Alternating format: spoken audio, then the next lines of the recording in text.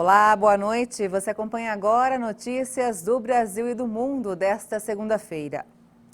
A Covid-19 segue afetando a rotina dos países em todo o mundo, mas a China celebrou hoje a notícia de nenhum contágio local pela primeira vez em um mês. Já a Nova Zelândia, exemplo no combate ao vírus, prolongou o confinamento no país. Em Israel, o governo anunciou que vai abrir espaços de vacinação contra o coronavírus nas instituições de ensino.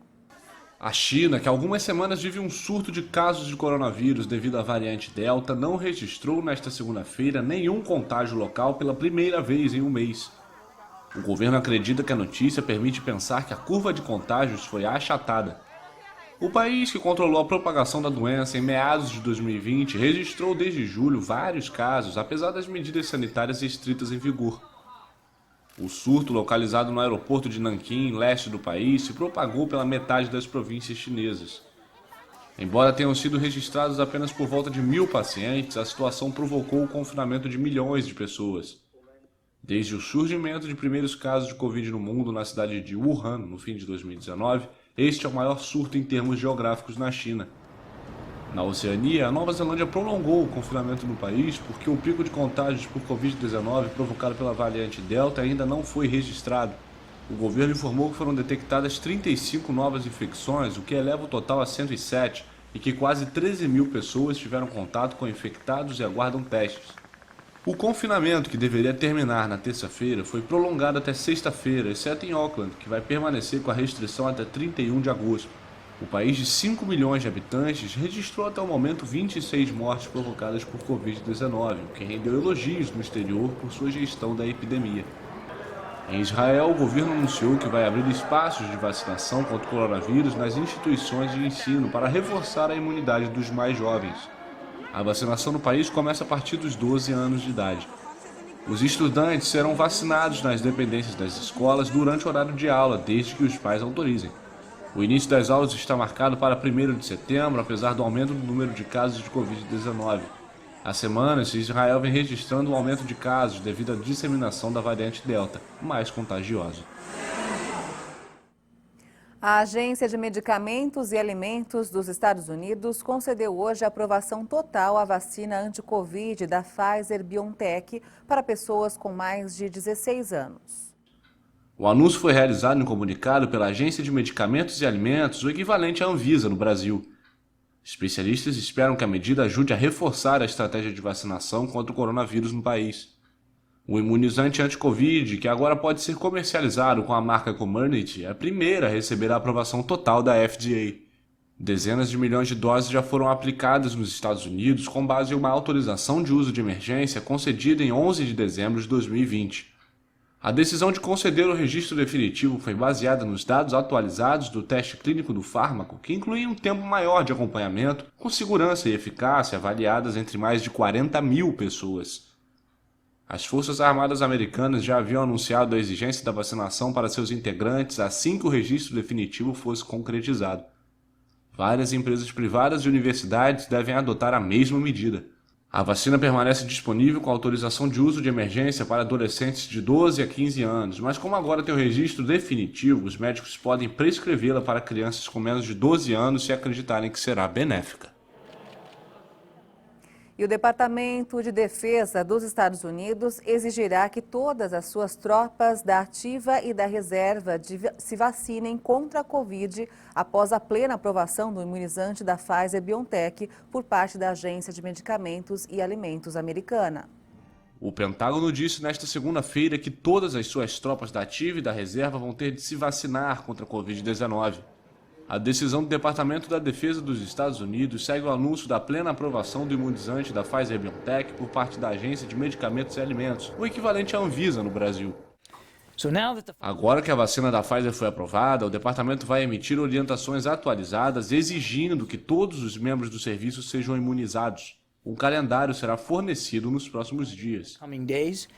A vacina anti-Covid da Pfizer, que agora pode ser comercializada com a marca Comirnaty, é a primeira a receber a aprovação total da FDA. Dezenas de milhões de doses já foram aplicadas nos Estados Unidos com base em uma autorização de uso de emergência concedida em 11 de dezembro de 2020.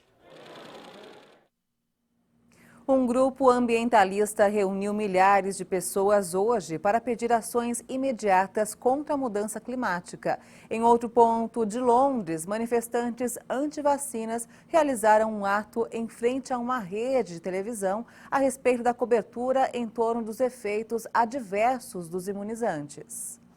Milhares de militantes ambientalistas se manifestaram nesta segunda-feira no centro de Londres para dar início a 2 semanas de grandes protestos contra a mudança climática. O ato foi organizado pelo grupo de desobediência civil Extinction Rebellion. Espero que faça as pessoas tomarem posição e dizer que precisamos parar a produção de combustíveis fósseis de carros e olhar para os métodos que já existem para ajudar o clima e as comunidades. Acho que a população viu as notícias, os incêndios, as inundações, e não acredito que muitos deles confiam na resposta do governo. Estamos aqui para exigir uma ação realmente imediata. Sob a vigilância de uma grande mobilização policial, os militantes se reuniram na Trafalgar Square e bloquearam as ruas que levam à praça. Em outro ponto da capital inglesa, manifestantes anti-vacinas realizaram um ato em frente à rede de televisão ITN. O grupo afirma que a mídia britânica não tem relatado o que eles afirmam serem os efeitos adversos dos imunizantes contra a Covid-19. As principais mídias estão relatando mortes por Covid.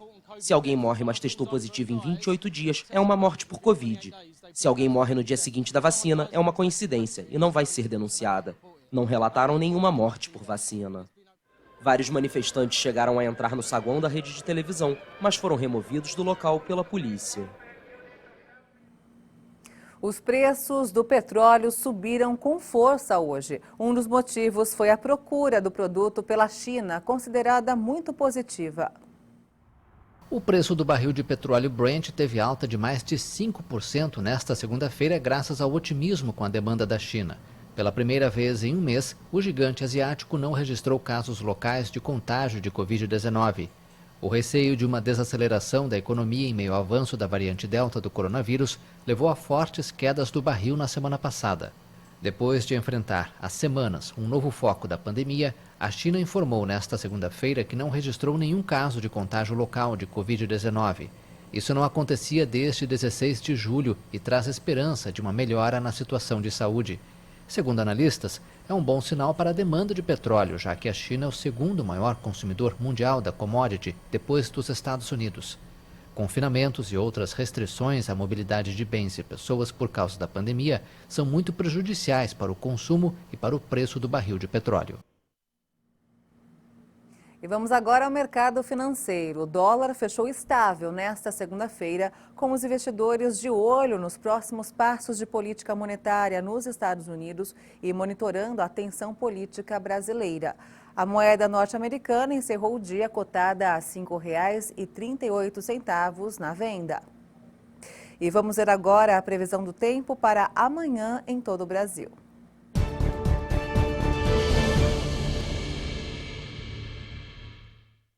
A semana começa com sol e calor em grande parte do Brasil, mas vem mudanças por aí. Já tem alguns temporais no Rio Grande do Sul por causa de áreas de instabilidade e a terça-feira vai ser um dia de céu carregado com o avanço de uma frente fria. Também poderá chover no oeste de Santa Catarina e sudoeste do Paraná. Mas a chuva mais volumosa irá se concentrar no Rio Grande do Sul. Grande parte do Brasil ainda segue com um tempo seco. Chove no extremo norte do país e ainda ao longo da costa do Nordeste, especialmente faixa leste da região. Quanto à temperatura, por causa do mau tempo, a máxima já não vai passar dos 20 graus em Porto Alegre, mas ainda vai chegar aos 40 graus em Cuiabá, 35 graus no Rio de Janeiro e 34 graus em Manaus, mesmo com essa condição de chuva. O índice de queimada ainda fica elevado, especialmente no interior do Brasil, e por falar nisso, no bioma do Cerrado do país, o número de queimadas já ultrapassa os 27 mil focos neste ano. E essa edição termina aqui. Você acompanha outras informações durante a nossa programação. E se quiser rever as nossas reportagens, é só acessar o canal HIT Notícias no YouTube. Uma boa noite para você e a gente se vê amanhã. Tchau.